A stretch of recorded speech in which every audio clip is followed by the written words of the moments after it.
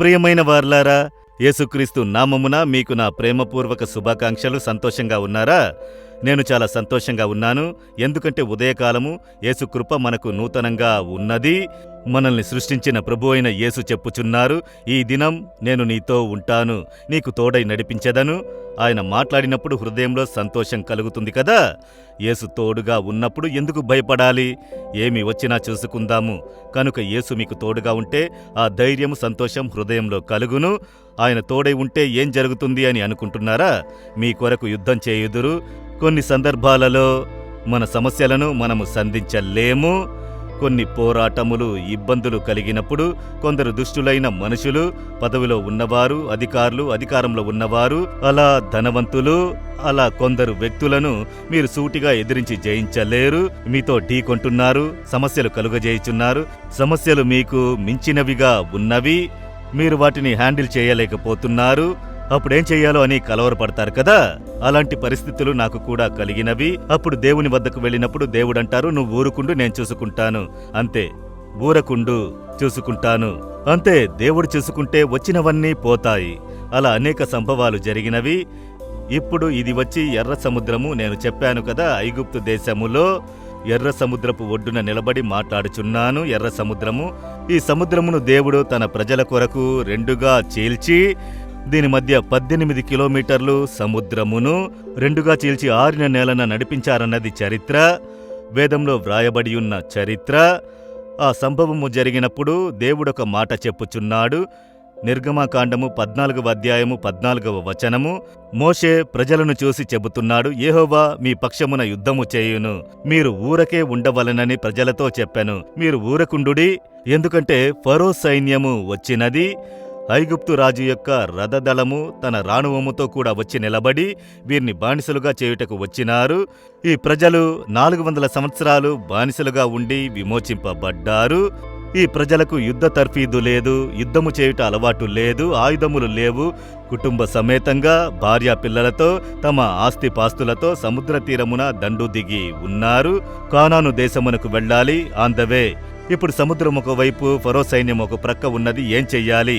అప్పుడు ఈ ప్రజలు సముద్రంలో దిగి తప్పించుకోలేరు. సముద్రంలో దిగి ఎలా? 18 కిలోమీటర్ల సముద్రపు అలలు. అంతే, అది మాత్రమే కాదు, ఫరో సైన్యము లోనికి వచ్చి ధ్వంసము చేస్తారు.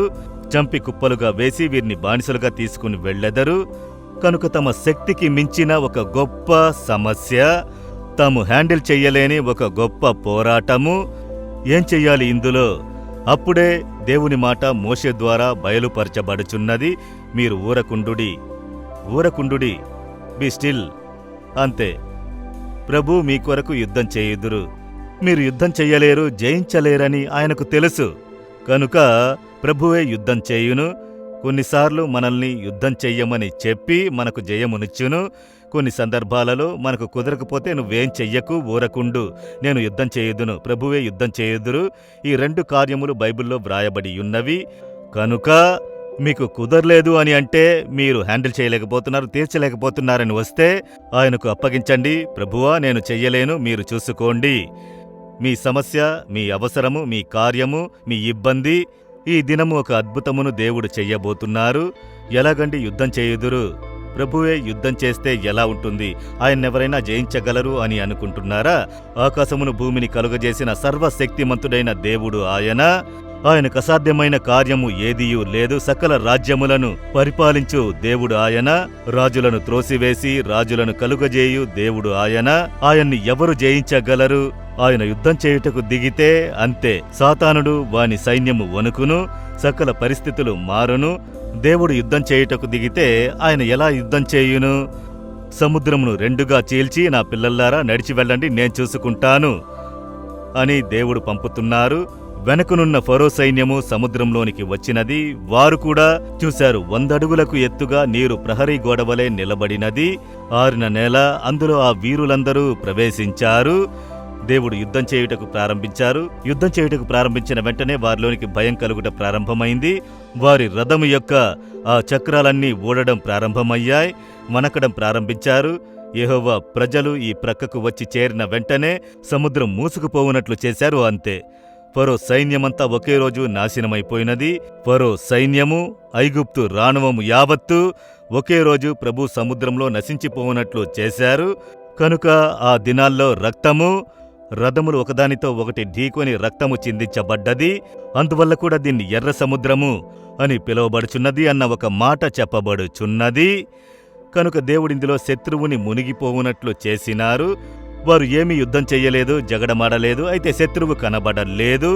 అదే దేవుడు చేసే కార్యము. మీరు ఊరకుండుడి, వారు కనబడకుండా పోతారు. మీరు ఊరకుండుడి, సమస్య లేకుండా పోతుంది.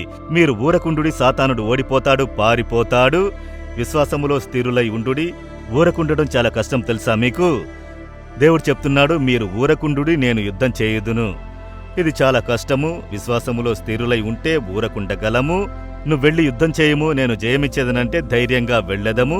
ఖడ్గం తీసుకుంటాము, రా ఢీకొందాం, ప్రభు నాతో కూడా ఉన్నాడు, జయమునిచ్చెదరు. నీ ఊరకుండు అని చెబితే అదే చాలా కష్టము.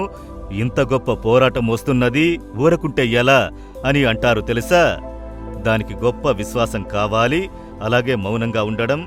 కనుక ప్రభు క్రియ చేయుట మీరు చూచెదరు. అయితే అలా ఊరకుండడం మనకు వీలు కాదు. ఏదైనా ఒకటి చేస్తూ ఉండాలి. దేవునికి సహాయము చేయునట్లు మనము ట్రై చేస్తాము. చూశారా? మనమే ప్రభు వాక్కునిచ్చారు, అది నెరవేరుటకు మనం దేవునికి సహాయం చేయునట్లు కొన్నిసార్లు పనులు ప్రారంభించడం. అప్పుడు దేవుడు ఒదిగి ఉంటారు. నేను అలాగే ప్రారంభంలో వెర్రివాని వలె నడుచుకుంటాను. ప్రభు వాక్కునిచ్చారు కదా, అది జరుగుతుంది కదా, మనము చెయ్యవచ్చు అని చెప్పి మనం కొన్ని కార్యములు ప్రారంభించిన వెంటనే దేవుడు మౌనంగా నిలబడెదరు. ఏమిటి దేవా, ఏమి చెయ్యనంటున్నారు? నేను నిన్ను చెయ్యమని చెప్పానా? మౌనంగా ఉండు, నేను చూసుకుంటానని చెప్పాను కదా.